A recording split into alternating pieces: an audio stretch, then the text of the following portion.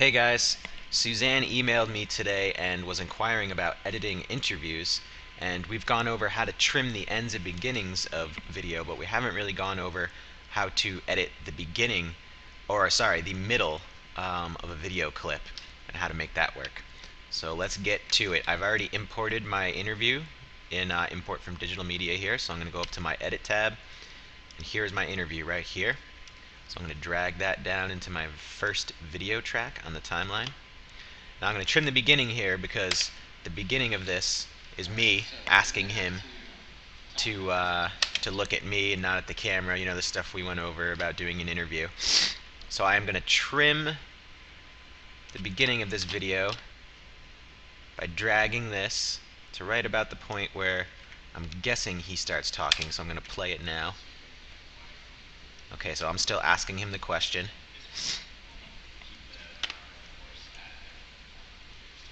Blah, blah, blah. Okay, Luke. Okay, so right here is where he introduces himself. So I'm going to select my clip and drag the beginning right to where he starts talking. Alright, so now I got the goods here. So this interview overall, if I zoom out on my timeline, let's see how long this is. This is over 10 minutes. And I need to get this down to about 1 minute or so. So we're going to have to edit stuff in the middle. So let's play here and figure out a good point to cut. I am Ian Gordon, and I'm a theater artist. Okay, so right there, he said his name and what he does. So that is a good point to cut right there, because I know that right after this he says some stuff that's maybe not so important. So my jogger slider guy here is right where it needs to be. So I'm going to go up and hit this scissor mark right there. Boom, that splits the clip. And now I will play from here and figure out where I want it to come in again. Okay, so he says he's an actor and writer and director, and then right here he says what he's doing here. And I'm here in Marlboro / Okay, so that's a perfect point to cut. So I'm going to get my slider right back to there again. I'm going to cut there once again. So now I've got this middle part here that I don't need. So I simply highlight that and click delete on my keyboard, and that's gone. Now if I go back and play, he'll introduce himself and say what he's doing here. I am Ian Gordon, and I'm a theater artist, and I'm here in Marlboro. Okay, it's a little bit of a rough cut. So you can go back in and you can actually extend this a little more, because I cut off a little too much. So I'll extend to where I think it needs to be, and that'll just automatically add that part right in there that I need. Go back and check it. Theater artist, and I'm here in... Okay, it still needs a little more work, but you get the point. So now I've cut out that little middle portion that I don't need, and I'd go through the whole interview here and cut out parts that maybe aren't needed, and continue with that.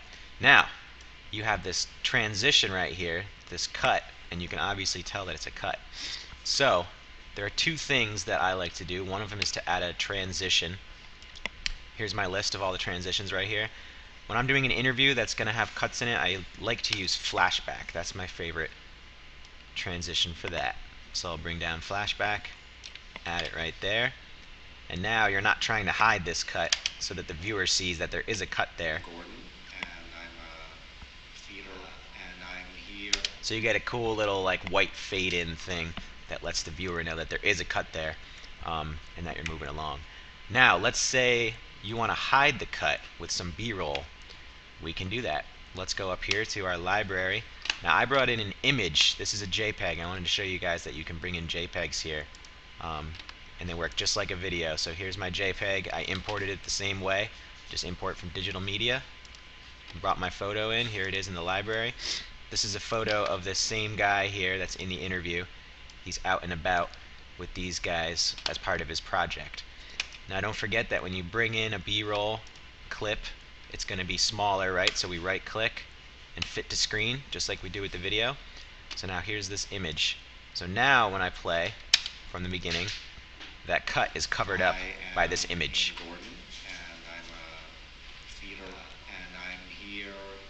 So there you go. Now that cut is covered up. One other thing I want to go over real quick, when you have an image in here, a cool effect you can do really easily is right click that guy and do auto pan and zoom. So this gives it what's called a Ken Burns effect, so that when you play it, the video or the image, the JPEG here, will kind of zoom toward you and give it a cool effect. So I'll play it. I am Ain Gordon, and I'm a feeder, and I'm here. So you've got that kind of auto zoom out to give it a little more of a dynamic feel. And you can mess around with that, so it's you can have it go slower or anchor onto a different spot. Just double click that image and go up here and go to the edit tab, and here it is. This is the pan and zoom, and you can customize it right here. So you can do no panning. You can set your anchor points over here where it'll zoom out of or into. You can set the ratio and the speed right here. So just play around with that, and then you can hit OK up here. So that's how that works. Alright guys, have fun and keep practicing.